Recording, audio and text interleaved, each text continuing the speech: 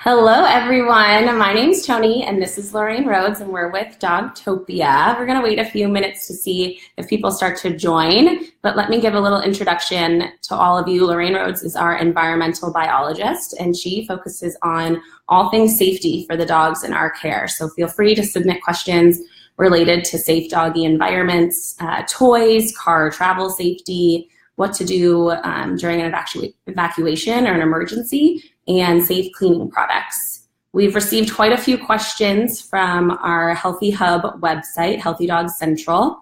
You can go to the website dogtopia.com/healthydog and submit your questions if we don't get to them here.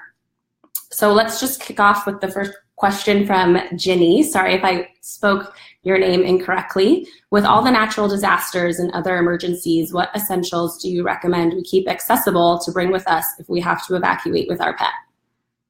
Okay, good question, Ginny. I definitely appreciate that question. I think it's difficult these days. We can't turn on the news without realizing that there are some serious weather-related emergencies where pets are often displaced, unfortunately. So this year we've had hurricanes, we've had Harvey, we've had Irma, Maria, obviously, earthquakes to the south of us. We've had wildfires in California, mudslides currently going on still. They're still cleaning up from that. Bomb cyclone, that was a new learning lesson for me on the East Coast. Bomb cyclone weather condition on the East Coast as well. So with that being said, this year certainly was an epic year. I should say 2017 that just passed, epic year for many weather-related emergencies. So this question comes at a good time because I really like the idea that we're thinking proactively about how to be prepared. So let's start with disaster preparation. What do we need to do? We need to be concerned about what's locally going to be happening to your in your area. What are you most likely to be faced with? Wildfire, hurricanes. Here in Arizona, we don't have those kinds of things as often, but we definitely have other things to consider, like heat-related conditions and other things. So if you are ever in an area where you feel like you are having to consider an evacuation, I think it's crucial that we've prepared ahead of time for an evacuation. The thing that you would like to do is make sure you have your canine go bag. I know that a lot of news organizations are talking about a human go bag or having stuff ready for your family in case of an emergency, but we can't forget our dogs. Can't forget the doggies. Can't forget the pets, exactly. So the canine go bag is going to have a few very essential items. That's going to include your current vaccine records from your veterinarian. I like to see a photograph of you and your pet together. Oh, that's a smart idea. Yeah, thanks. That's because in the event of an emergency where you might be separated from your pet, it's going to be really important to have some photographic evidence, not just always on your phone, because often your phone could lose charge. You can't really share that as easily with authorities or anyone who might be willing to help you find your displaced pet or dog. So have a photograph with you. The next thing in your go bag is make sure you've got your feeding and water bowls ready. You can get some really nice collapsible ones, non-spill, that kind of thing. So have that ready to go in your bag. How many days do you recommend for food and water? Yeah, exactly. So making sure you have food and water with you, minimum of 3 days. You never know what you are going to be faced with, and running out of any kind of food while you're having to go through an evacuation could be really tricky. You would end up having to potentially go through a diet change, and with that stress on top of already having to evacuate could lead to pretty serious GI upset. Yeah. Dogs already feeling the anxiety and stress of an evacuation. So have at least 3 days of food and water with you. And any special medications. So medications including things that have to be taken on a daily basis. I'm thinking insulin, the heart medications, anything for seizure control, that kind of thing is not something you want to be away from or have to try to find during that scary process. Also collar and leashes, making sure your ID tags are on your collar, completely current with your most updated information. I am a big fan of the microchip. I think that not enough people microchip their pets, especially their dogs. And there's another question later on in our live broadcast today that also I touch on this, but I'll just let you know that anecdotally, we had a volunteer veterinarian who was assisting with Hurricane Harvey efforts, and he reported that only about 20% of the dogs that came through the center actually had a microchip. So that's really sad because ultimately, if the microchip's in place, they can immediately find your contact information immediately. And it was just a simple phone call of saying, your pet's alive and okay, and here, and come and get them. So I'm a big fan of microchip, just making sure that you have that information updated too. So also in the go bag, making sure you have flashlights, backup batteries. I like glow sticks and also reflective tape. I will say that glow sticks have a lifespan. You know, they kind of wear out over time. You have to make sure that you keep your stuff replenished. And backup batteries for your cell phone. If you want to have one of those charging sticks, portable chargers, making sure that that's actually charged is important too. Also, get ready for a collapsible crate or some kind of carrier, making sure that's labeled with your name in case of an evacuation. For whatever reason, you might just want to, you have a separation point in time. You want to make sure that your stuff is labeled with your contact information. Very smart. So you could include a basic doggy first aid, and I've got quite a bit of information available on what else you might want to include in your dog first aid kit. You can also reach out to the humanesociety.org. They have a great resource on their internet, on their website that discusses all items in a first aid kit. So that could be just, basic first aid kit in your go bag.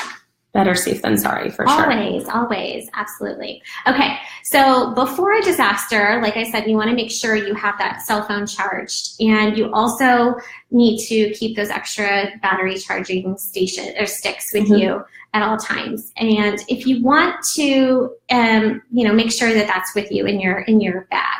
Keep in mind that if you're told to evacuate, it's going to be really important that you also evacuate your pets. I know some people they think that, I'll just leave enough food or water. Maybe they leave them in the backyard. And if you're being told to evacuate for whatever reason, it's not safe for your pet to stay. So take your pets with you, especially those canine friends. Always evacuate as early as possible. This is important.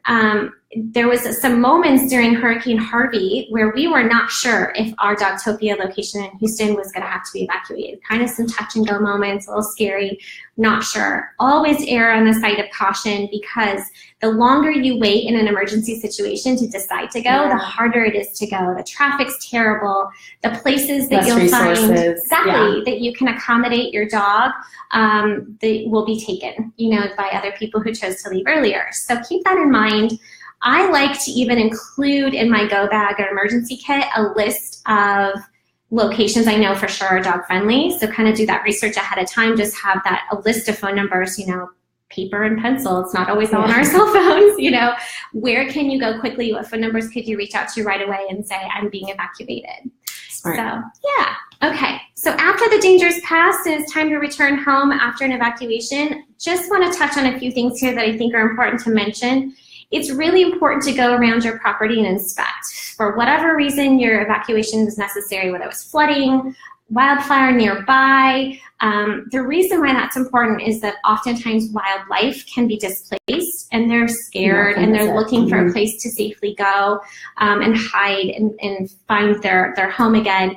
So realizing that you might often run across some wildlife is really incredibly important to keep in mind. So inspecting your yard, also like heavy winds and rain and during fire, lots of debris and smoke and things could fall in your yard that are unsafe. Not to mention your yard might be insecure at that point. So your fencing might be not very stable. And so before you let anybody off the leash, make sure you've gone around to your property and checked everything. You never know what you're going to find. Exactly. Are there any mistakes that pet parents make during evacuations or disasters? Exactly. There are 4 big things I just want to say that could be game changers, mistakes. The first one is not being current on vaccines. If you are having to evacuate, it's almost too late, obviously, for that vaccine. So if you're having to evacuate, you're likely to come into contact with other dogs in different situations. It might even affect where you can safely stay based on whether or not your dogs are current on their vaccine. So making sure they're current is really important, because there are a lot of communicable diseases, and there are a few that even transfer to humans, zoonotic diseases like rabies and things like that. Especially with all that displaced wildlife, you kind of think forward a little bit. That's important. Another mistake, and I touched on this earlier, is not having your dog microchipped. I think that's definitely mistake number 2 during an evacuation process. Is you have the opportunity to have your information absolutely at your fingertips. Yeah. And they can, if your dog is ever found, get to you right away. So that's important. I like that. Make sure you're microchipped. Mistake number 3 would be not to have enough supply of your important prescribed medication. That's really important. We've already touched on that. But making sure you have enough food as well. Enough food. Yeah. And that would be number 4. So exactly. So I hope I've answered that question for you, Jenny. Very detailed, lots of information. I did go through a lot. I'm happy to review any of that. If you have questions, continue to post up on the website. I can go over it again. But definitely, thanks for that great question. And then just a reminder for everyone who's tuned in, we will be posting the questions along with the answers to our FAQ section at dogtopia.com/healthy dogs. So if you weren't able to get all of those helpful tips during an evacuation, you can find that online in the next few days. And then another question from Ginny, has there been any recent safety tests done on seatbelts for dogs? Do you have any recommendations for a dog safety belt? I guess I've never even thought of that.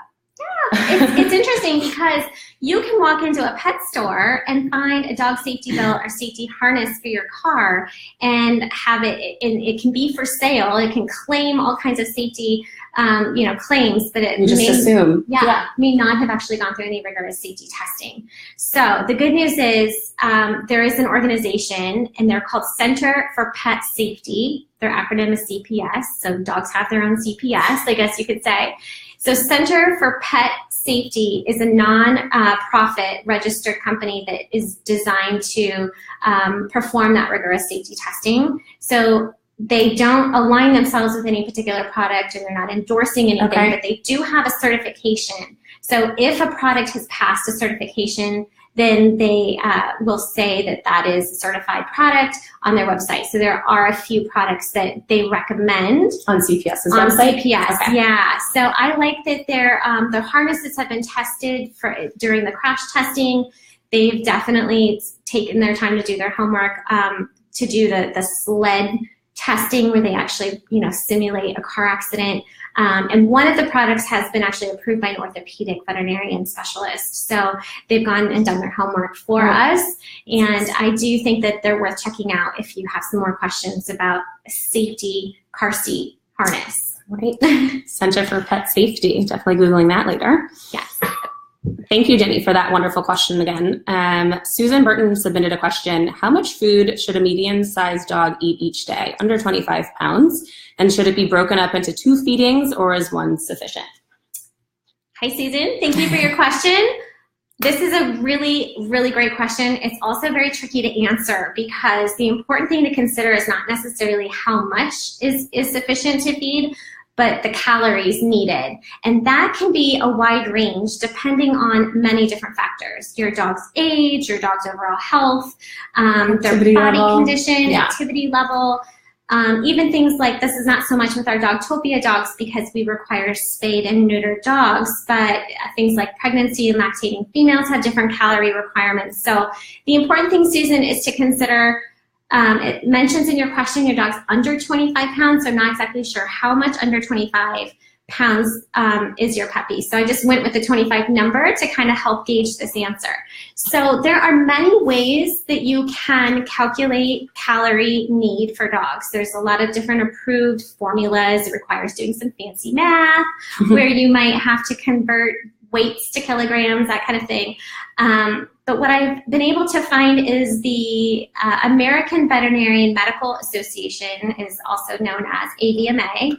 They have approved a website through another organization called Pet Nutrition Alliance, or PNA.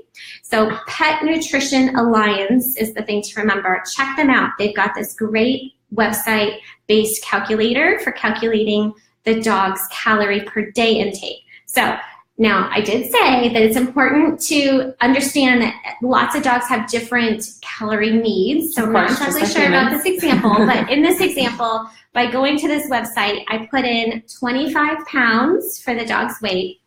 The next question asks you to put in whether or not your dog is spayed or neutered, and I did select yes, it was spayed, just making an assumption, Susan, based on the fact that most dogs that, all dogs that attend Dogtopia are spayed or neutered, but that might be why you were asking.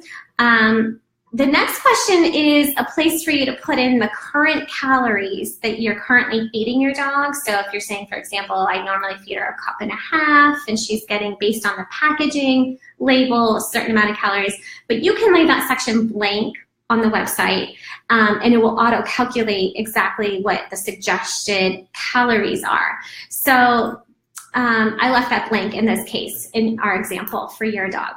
The next question is the body conditioning score chart. I think this is so interesting. So when you click on the chart, what you're going to notice is that there are very specific sort of like pictures or icons that help you to determine your dog's ideal body condition. For example, under ideal condition, you might be able to see the ribs poking out, kind of like see the spine on the back of the dog's back. Those would be under ideal body condition standards. So I went with just middle of the road since I'm not so sure about your dog's health. So I picked number 5 on that value. You'll see on the website that I picked 5. So when you hit calculate now, it comes up with a magic number of 604 calories is the recommended amount of calories for a dog that's 25 pounds per day. Average health per day. Okay. Exactly. So now the next thing you need to consider is how many treats you're giving, and are you feeding 1.5 cups and then a couple of treats and then a couple of extra treats, and how many treats are the other family members in your house sneaking the puppy, or are you going through training and you're having like training treats, and a lot of times that can also increase your calories. So, but what's interesting about this is pet obesity has reached an all-time high, which is why we're doing this Healthy Dog campaign in the first place. We really think that humans aren't the only ones that can have New Year's resolutions. We need to make sure our pets are healthy. So we noticed that last year, in 2016, I read a report recently that says $62 million of veterinary insurance claims are going to obesity-related causes. So this is really a heavy issue, and over 50% of people that walk into a veterinarian office ask their doctor, tell me what I need to feed my dog. How much should I be feeding? How much? We all want to know how much. And it's a tricky thing to answer. The calculator on Pet Nutrition Alliance will help you. It's .org, by the way, petnutrition.org. We'll send a link out to that website too. It's super helpful, so everyone can be aware. I was impressed with that calculator. It seemed to match the other formulas that I was comparing. And it's just a ballpark, so it's a good age for parents to be aware of. And if it's not working, your dog's needing to lose weight and we're not losing weight, you gotta come down a bit, you gotta reduce that calories and vice versa. If they're maintaining it perfect on that, then keep that at it. Yeah. And then another trick that you could do also is give your dogs food as their actual treat. So you're not, taking away the reward and they're still getting, a little something extra. If they like their food and they like to eat it, reward them using their treats, their own food. Their treat is their actual kibble or something like that. That's a perfect way easier to calculate. To help maintain, calories. Great question. Thank you. Good. Yes. All right. Another question we received from Amy. Can you suggest any simple solutions for my dog's paws during the cold weather months? She doesn't like to wear the booties and her paws suffer. I bet so many dogs have that issue. Oh, Amy, I'm so sorry to hear that. It's really tough to struggle with the cold weather. Out here in Arizona, we have the exact opposite problem. We struggle with protecting the paws during our extreme heat. And that's no joke. We really do have to have dogs wear booties in our extreme heat here. So although our problems are opposite, we still have the same concern of how do we keep those paws protected. So I want to just start with some positive reinforcement. I think it's important that we can try those booties if we can get through some training hurdles. Positive reinforcement is the way to go. Start with short little training sessions inside the home.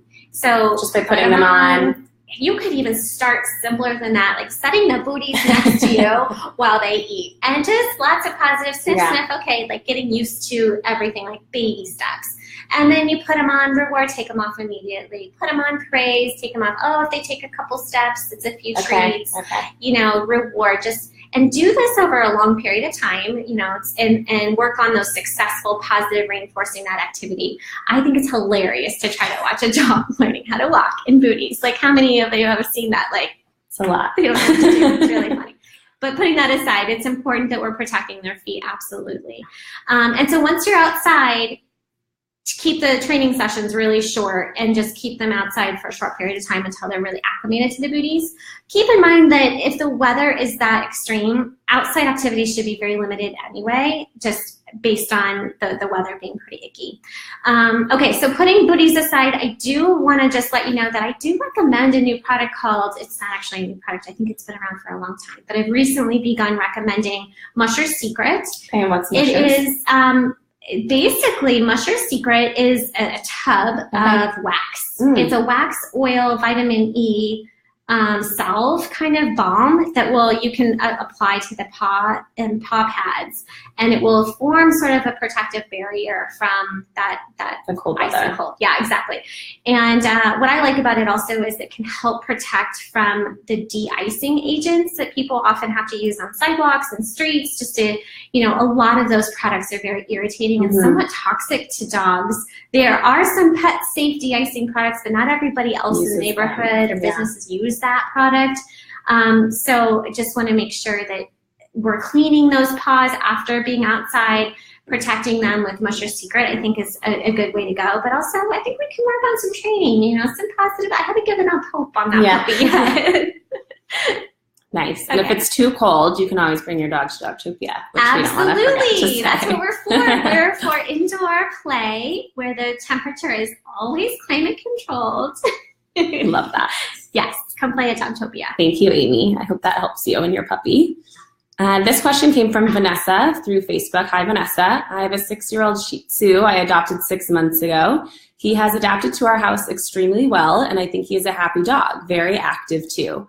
I want to know how safe it is for him to travel in an airplane. I have a trip coming up and was trying to see if I could bring him with me. Any advice or special info related to travel for him if possible? It's a great question. Yeah, air travel. That is definitely a great question. So let's start by making sure you've selected a dog-friendly airline. I think that's really important. There's a great website. I think it says, is it Bring Fido With You or something of that, but they've researched all the different airline-friendly, dog-friendly airlines out there where they are open to you bringing a small dog with you on the airplane. So also keep in mind that booking early is incredibly important because some flights are limited to how many dog passengers they can have on their flight. So if there's only 2 dogs that they're gonna allow on there, you're gonna need to make sure you've booked your flights in enough time to get the accommodations you want. Check directly with the airline to find out what their policy is because every airline has a very specific measurement for their carriers that they will allow you to bring and put under your seat. Dogs under 20 pounds usually do pretty well in a soft-sided carrier that will fit under, but every airline has a slightly different measurement. Of course, yeah. So make sure that you found one that will work for the airline you want to use.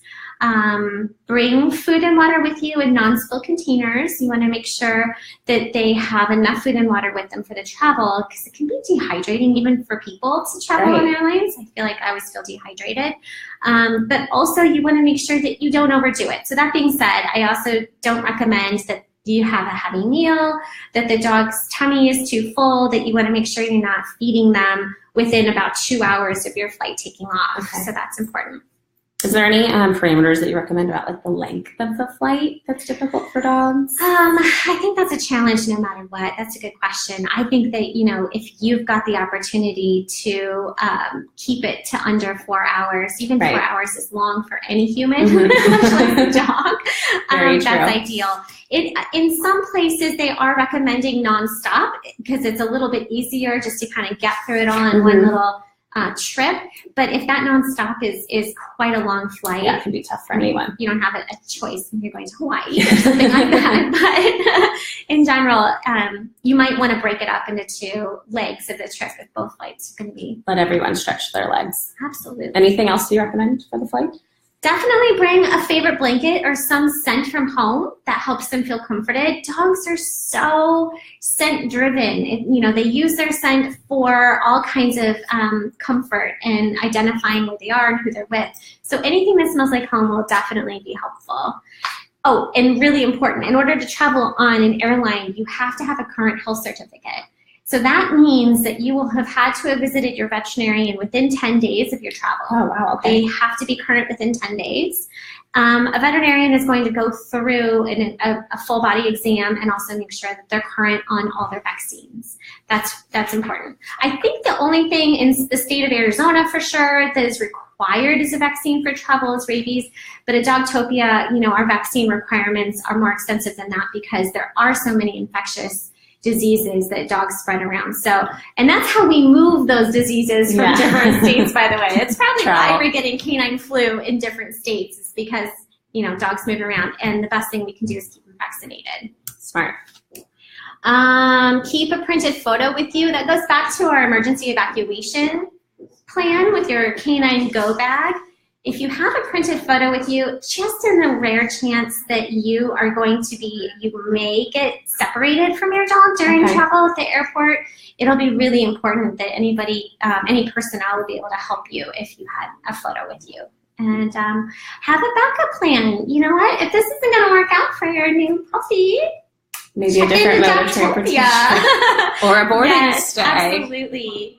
Come stay with us. We will play with the FFFs and, have the most exciting day ever at Dogtopia. Always another recommendation.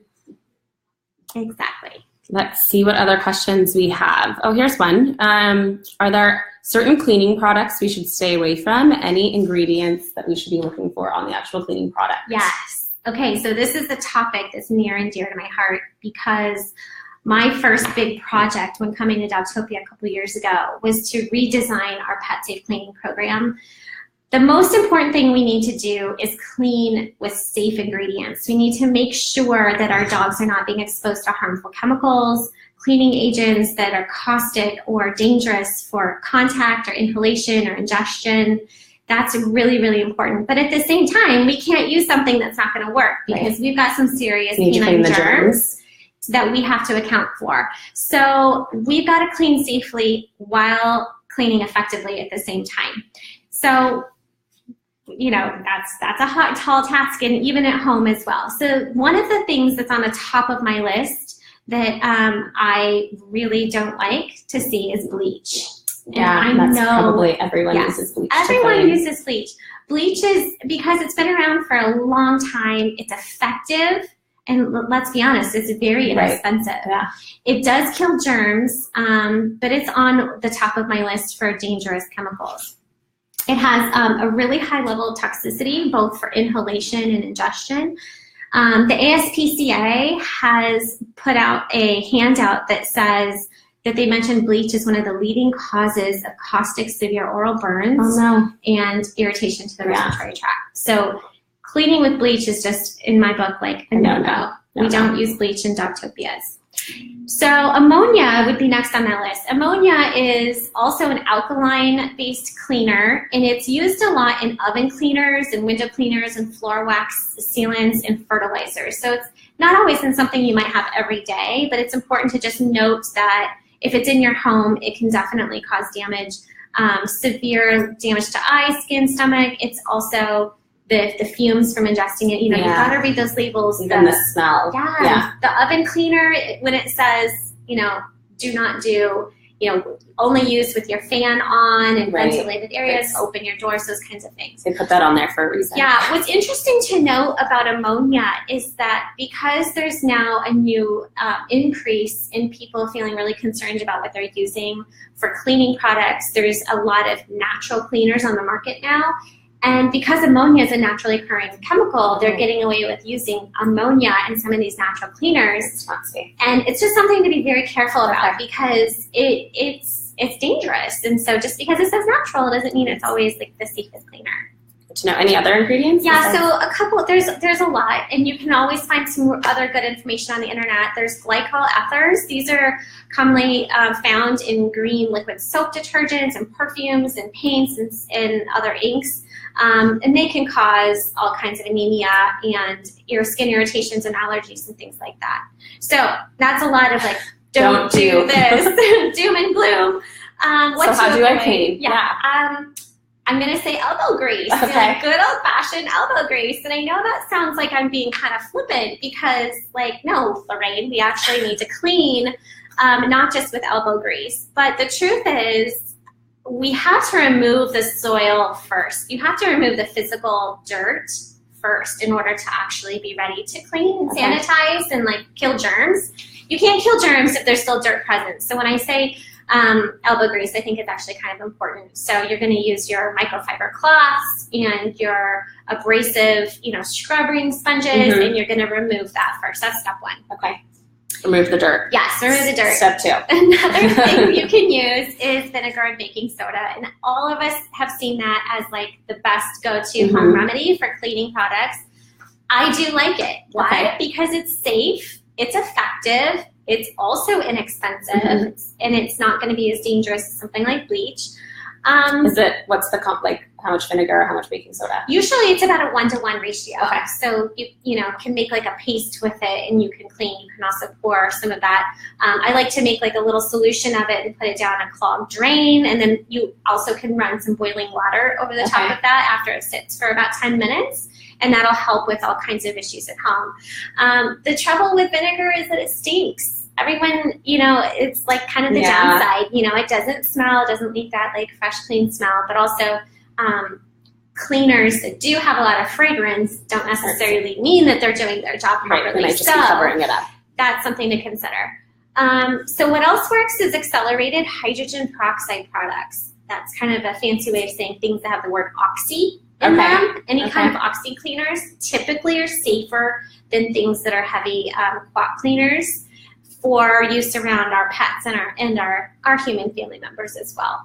I do like them, but also read the label of those oxy products, because in higher concentrations, like if it says concentrated, you need to dilute properly because they can also be dangerous as well. They can kind of be caustic and ruin surfaces and might even like lighten up fabrics and things like that.